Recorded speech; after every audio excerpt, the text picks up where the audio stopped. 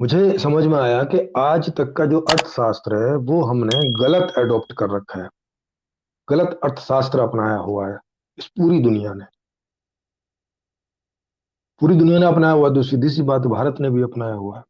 अब चूंकि आप सब भारत के लोग हैं तो आप इसको भारत के परिप्रेक्ष्य में ज्यादा आसानी से समझेंगे, तो मैं उसी का परिप्रेक्ष्य दूंगा। लेकिन है ये वैसे पूरी दुनिया की बात। होता क्या है कि ये आपको मालूम है कि 90% लोगों के पास में कोई पैसे वैसे नहीं होते, मतलब गरीब होते हैं, तो इतने पैसे नहीं होते कि जितना वो खरीद पाए। अमरीश जी चाहें तो इसकी एक स्लाइड चला सकते हैं। जी, मैं पुल आउट कर रहा हूँ। हाँ, तो मैं आपको एक स्लाइड के द्वारा, क्योंकि हम लोगों ने इसका एक पीपीटी भी बनाया हुआ है, तो एक स्लाइड के द्वारा आपको समझाने का प्रयास करते हैं जिसमें आपको और ज्यादा अच्छे से समझ में आएगा।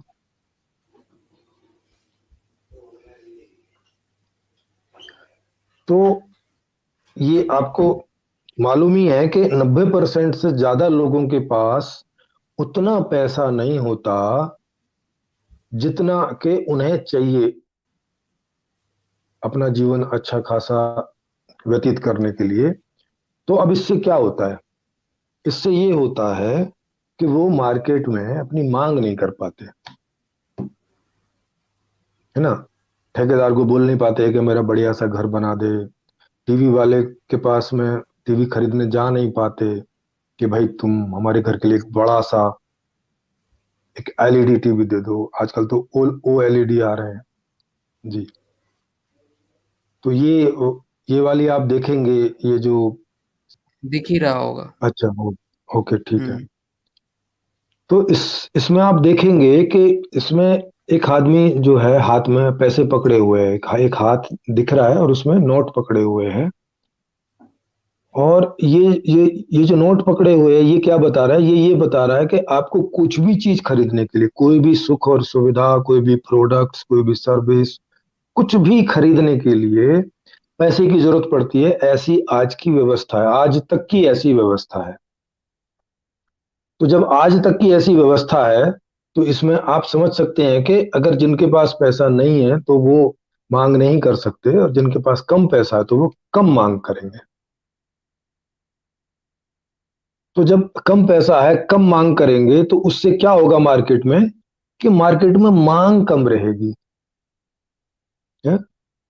तो अब चूंकि 90% लोगों के पास पैसा कम है, अब 90% लोगों के पास पैसा कम है, इसका मतलब है कि 90% लोग कम मांग करेंगे।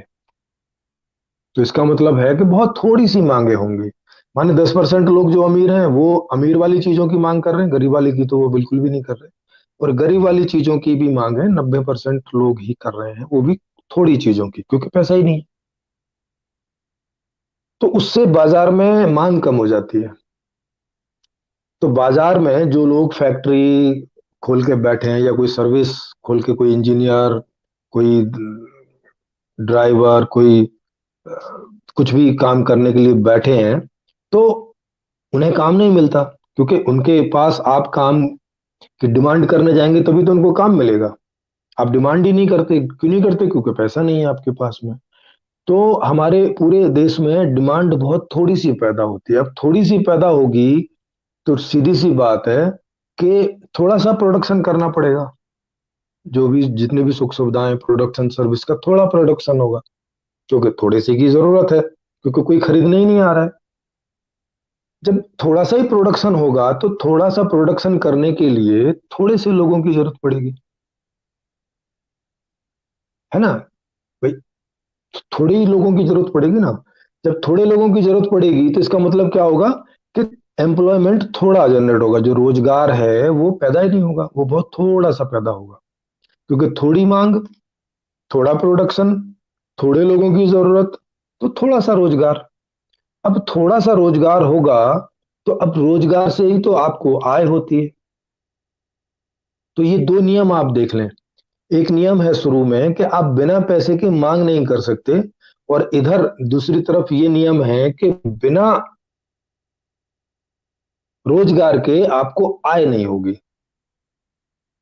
अब जिनको रोजगार है, जिन थोड़े से लोगों के पास में, और जिनको थोड़ी थोड़ी सैलरी है, वो फिर से थोड़ी थोड़ी मांग करते हैं। तो मतलब आज आज तक का जो सिस्टम है, इसमें केवल वही लोग जिनके पास रोजगार है, थोड़ा या ज्यादा, वही मांग कर पाते हैं, और वही इस इकोनॉमिक एक्टिविटी का, वही इस आर्थिक एक्टिविटी का के सर्कल में आ पाते हैं। बाकी सब लोग इसके सर्कल से बाहर हो जाते हैं। तो मतलब ये जो, जैसे भारत की अभी 3 ट्रिलियन की जीडीपी है, 3 ट्रिलियन की, इस 3 ट्रिलियन की जीडीपी में कौन लोग आ रहे हैं? केवल थोड़े से लोग आ रहे हैं। कौन? जिनके पास छोटा या बड़ा जो भी रोजगार है। और कितनी कितनी हिस्सेदारी हो रही है उनकी? उतनी हिस्सेदारी हो रही है जितना उनका रोजगार है। मतलब जिसका 8,000 रुपये महीने का है, तो उसकी इसमें हिस्सेदारी 8,000 रुपये महीने की है, माने वो 8,000 से ज्यादा की मांग नहीं कर सकता। और 8,000 की भी वो मांग अभी नहीं कर देगा सारी, वो इसको भविष्य के लिए भी थोड़ा इसमें बचा के रखेगा कि पता नहीं कब जरूरत पड़ जाए। तो वो आधी मांग करेगा, माने 4,000 की मांग करेगा, 4,000 बचा के रखने की कोशिश करेगा। तो मांग जो है वो, ये दो नियम आप समझ गए, इधर पे बिना पैसे के मांग नहीं हो सकती, और उधर बिना रोजगार के पैसा नहीं आ सकता। तो अब ये जो दोनों नियम है, ये दोनों नियम क्या कर रहे हैं? ये दोनों नियम इस पूरी अर्थव्यवस्था को मिनिमम पर ले आ रहे हैं, निम्नतम पर। उतने पर ले आ रहे हैं कि भाई अब इससे कम नहीं हो सकता, क्योंकि आदमी खाना तो खाएगा, आदमी जो है कपड़े तो पहनेगा, घर में नहीं तो एक झोपड़ी में तो रहेगा, माने कम से कम कुछ तो वो करेगा। अच्छा, इस 3 ट्रिलियन की जीडीपी में आ, वो भी है, जैसे कोई हॉस्पिटल है, जैसे पुलिस चल रही है, जैसे आर्मी चल रही है। अब इससे तो कोई प्रोडक्शन नहीं होता है। तो ये जो इनसिक्योरिटी वाली चीजें हैं, इनमें भी हम पैसा खर्च कर रहे हैं। तो ये 3 ट्रिलियन में 60-70% से ज्यादा, लगभग 50-60% तो इनसिक्योरिटी में चला जाता है। माने उससे तो कोई जीवन का स्टैंडर्ड बढ़ता नहीं है, वो तो इनसिक्योरिटी कम करने में ही जाता है। तो मतलब लगभग बचा कुल 1.5 ट्रिलियन, यानी 1.5 ट्रिलियन में भारत की सारी जनता निर्वाह कर रही है। इसमें से भी 10% की जेब में 73% आया है। तो आप सोच सकते हैं कि जब तक ये वाला अर्थशास्त्र रहेगा, कौन से वाला अर्थशास्त्र? जो कि मांग करने के लिए पैसे की जरूरत है भाई, बिना पैसे के आप कोई मांग नहीं कर सकते। ये वाला अर्थशास्त्र कि मांग करने के लिए पैसे की जरूरत है, पैसे है नहीं तो मांग कर नहीं पाते, तो थोड़ी मांग होती है, थोड़ी मांग होती है तो थोड़ा प्रोडक्शन करेंगे। जो भी कोई लोग प्रोडक्शन करने वाले बैठे हैं, तो थोड़े लोग प्रोडक्शन करने वाले होंगे, और वो भी थोड़ा प्रोडक्शन करेंगे। क्योंकि अब कोई थोड़ी सी चीज पैदा करने के लिए तो बड़ी फैक्ट्री लगाएगा नहीं ना। अब बड़ी फैक्ट्री लगाई है तो बहुत सारा सामान होता है, तो थोड़े ही लोग उतनी मांग को कर लेते हैं। तो थोड़े लोग पैदा करने वाले होंगे, उनके अंतर्गत भी थोड़े से जॉब पैदा होंगे, क्योंकि थोड़े लोगों की जरूरत है। ज्यादा बना के क्या करेंगे? वो बिकेगा ही नहीं, क्योंकि पैसा ही नहीं है 90% से ज्यादा लोगों के पास में। तो अब इससे ये आप देख रहे हैं, ये जो अर्थशास्त्र है, ये है ही इस प्रकार का कि जब तक ये अर्थशास्त्र रहेगा इस धरती पर, तब तक यही रेशो रहने वाला है कि 10% के पास में आवश्यकता से अधिक धन होगा, और 90% के पास में आवश्यकता से कम धन होता चला जाएगा। ये किस वजह से हो रहा है? इस अर्थशास्त्र की वजह से। इसके लिए ना तो कोई प्रधानमंत्री जिम्मेवार है, इसके लिए ना तो कोई मंत्री जिम्मेवार है, इसके लिए ना तो कोई पुलिस, आर्मी, आपके पिताजी, आपके दादाजी, आपका गांव का प्रधान, कोई जिम्मेवार नहीं है इस बात के लिए, है ना? वरना तो सोचिए, जो लोग नेता बनते हैं या प्रधानमंत्री बनते हैं, वो बहुत सारे वादे करके आते हैं, तो उन्हें उन वादों को पूरा करने में क्या दिक्कत है? भाई उनका तो नाम ही हो जाएगा ना। जैसे मोदी जी सबकी लाइफ बेटर कर दें, है ना, वो हिंदू मुस्लिम के चक्कर में ना पड़े। अब उन्हें हिंदू मुस्लिम के चक्कर में भी क्यों क्यों पड़ना पड़ता है, इसी से आप समझ लेंगे। क्योंकि 3 ट्रिलियन की इकोनॉमी है, 3 ट्रिलियन में से 1.5 ट्रिलियन पुलिस, फौज, इन सब में खर्च हो जाता है। इसमें से कुछ हिस्सा जो लोन ले रखा है उसकी ब्याज देने में खर्च हो जाता है। जो थोड़ा बहुत बचता है उससे एजुकेशन करनी है, उससे सड़कें बनानी है, उसी से आपको पानी, मेडिकल, जो भी कुछ थोड़ा थोड़ा दे सकते हैं वो देते हैं। अब वादा तो बहुत बड़ा बड़ा करते हैं, जैसे 2 करोड़ जॉब देंगे हर साल, ऐसा उन्होंने वादा किया।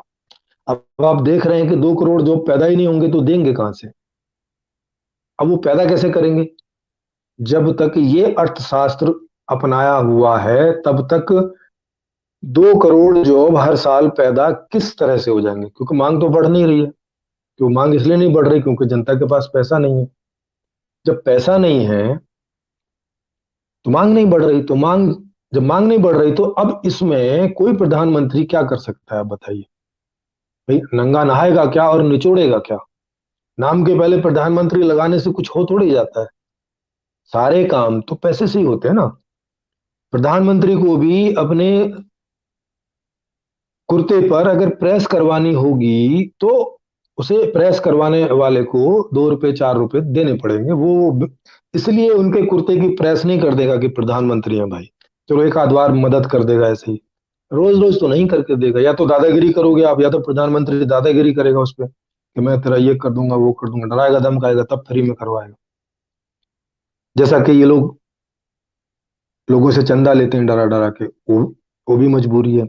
तो अब मोदी जी को मालूम है, कम से कम वहां पहुंचने के बाद, पहले नहीं भी मालूम होगा तो वहां पहुंचने के बाद अब उन्हें मालूम है कि मेरे पास थोड़ा सा पैसा है।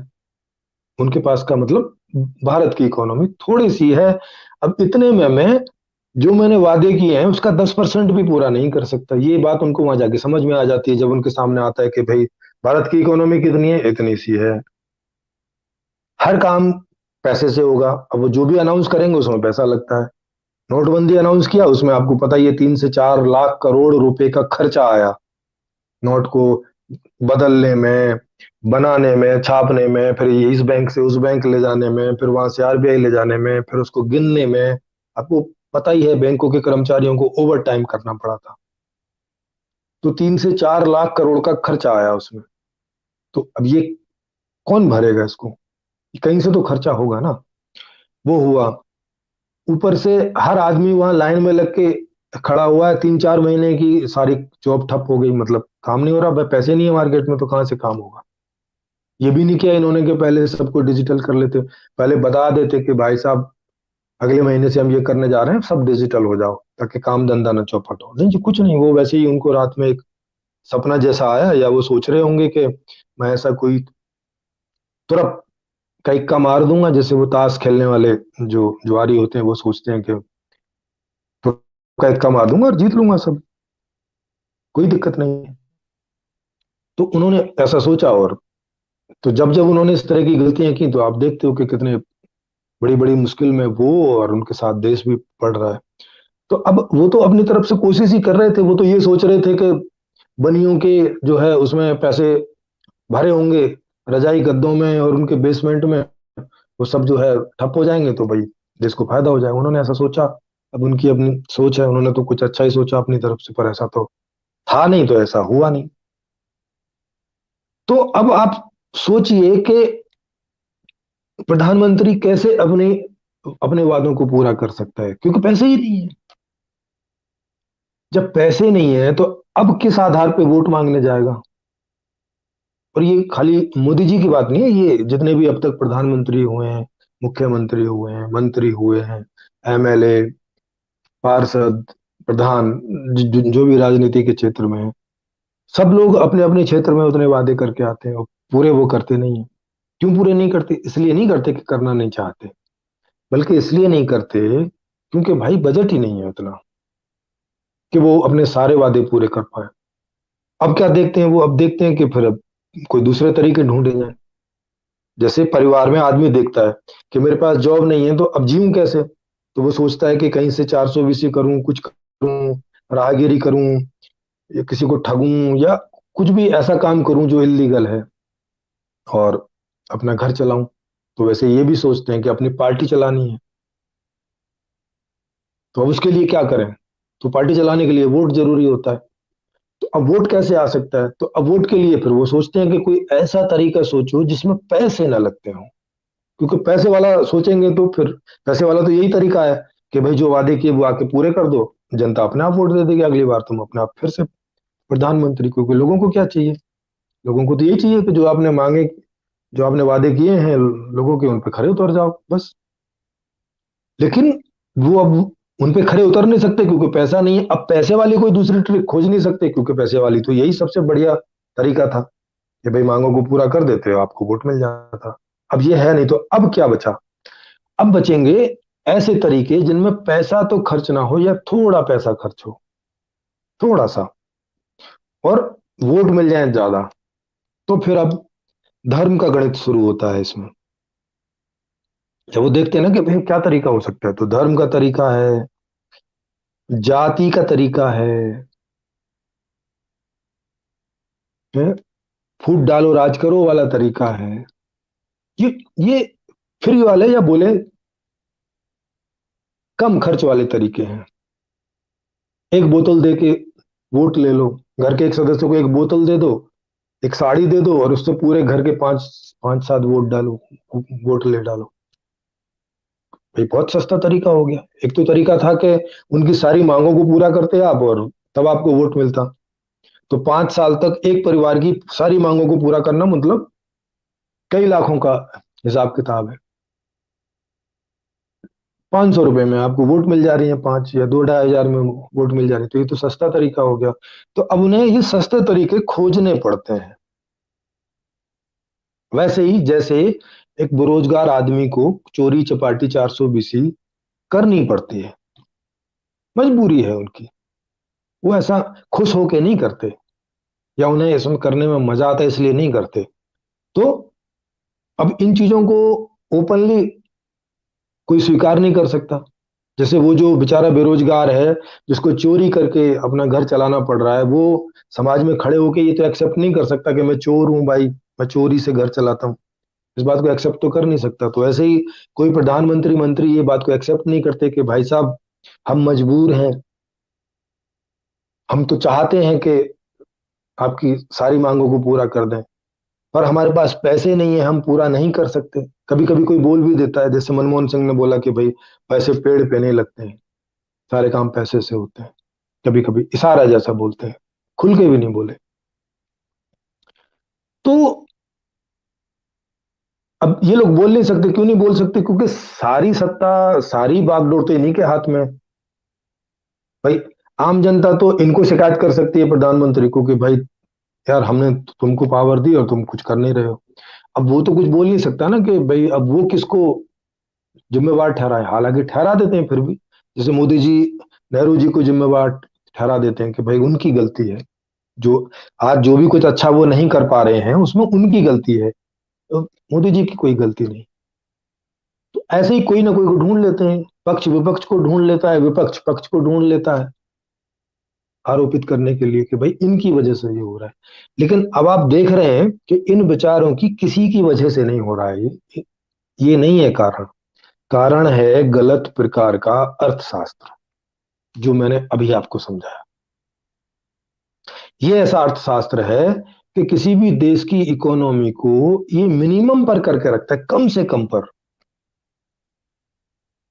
मतलब अब उससे नीचे तो काम चलेगा नहीं, तो इसलिए उतना तो रहेगा ही रहेगा। कभी कोई ठीक ठाक, कोई कोई थोड़ा पढ़ा लिखा समझदार इकोनॉमिस्ट, कुछ जिसको थोड़ी बहुत समझ है, वो थोड़ा बहुत अच्छा ऐसा कर जाता है, कुछ थोड़े से कुछ छोटे मोटे नियम लगा के कि चलो भाई सबको लोन दे देंगे, उनका लोन माफ कर देंगे, ये ऐसा कुछ करके कुछ ये मांग बढ़ाते हैं। अगर ये भी ना किया जाए, जैसे गरीबों को फ्री गेहूं दे देंगे, तो अब ये मांग तो होगी ना कम से कम। क्योंकि वो गरीब बाजार में जाके तो गेहूं खरीद नहीं सकता क्योंकि पैसे नहीं है। तो सरकार क्या कर रही है कि सामाजिक वाले पैसे से उस गेहूं को खरीद के और उसको दे दे रही है, माने गेहूं की मांग बढ़ा रही है।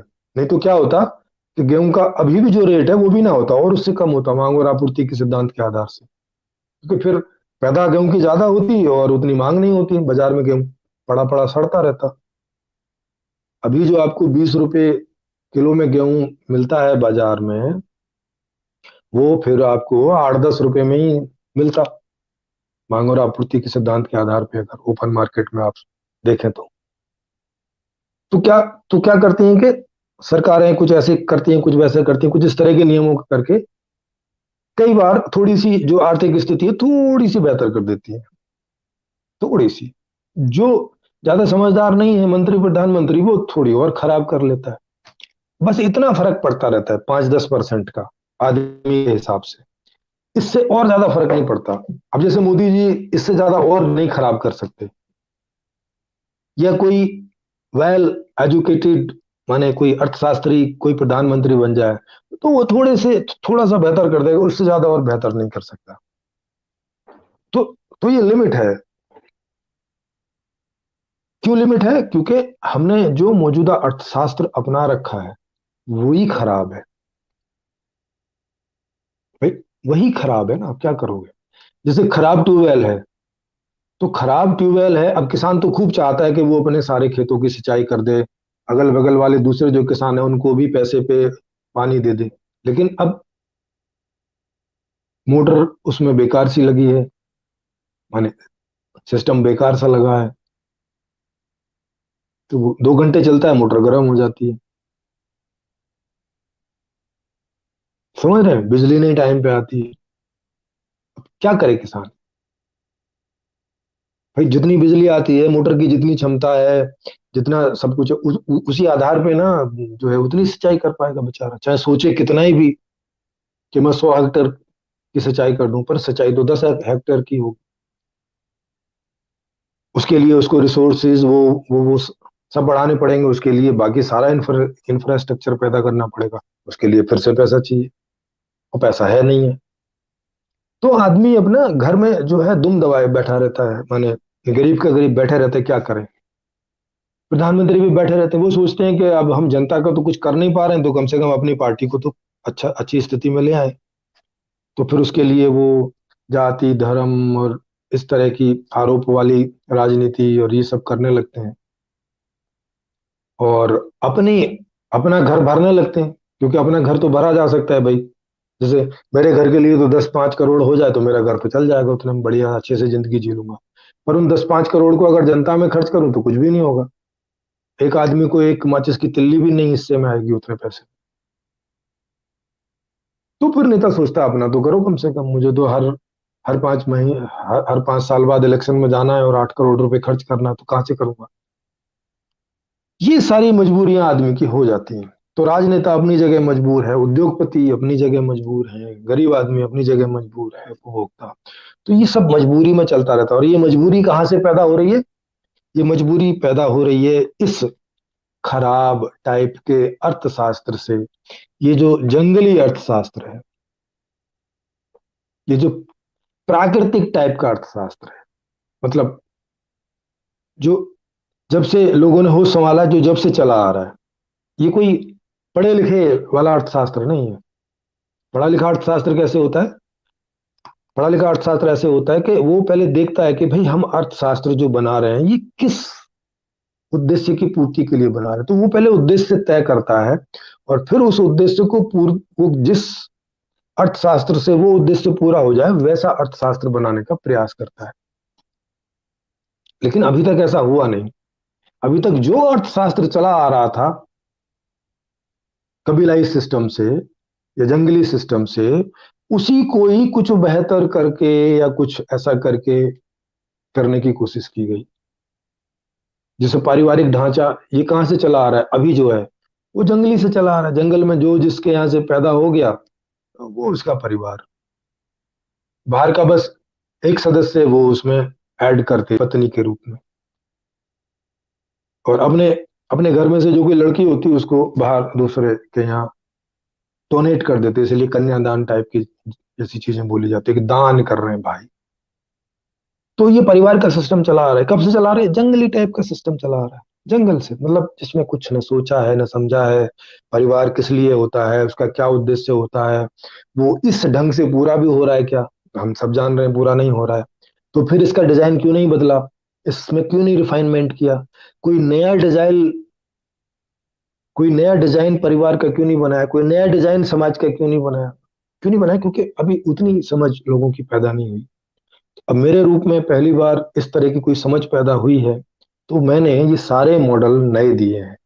आर्थिक मॉडल भी नया दिया है, मैंने नया अर्थशास्त्र दिया है, नया राजनीतिक शास्त्र दिया है, नया समाज शास्त्र दिया है, नया परिवार शास्त्र दिया है, नया दर्शन शास्त्र दिया है। ये सारी चीजें नई दी है। किस किस बात के लिए दिए? उद्देश्य तय करके।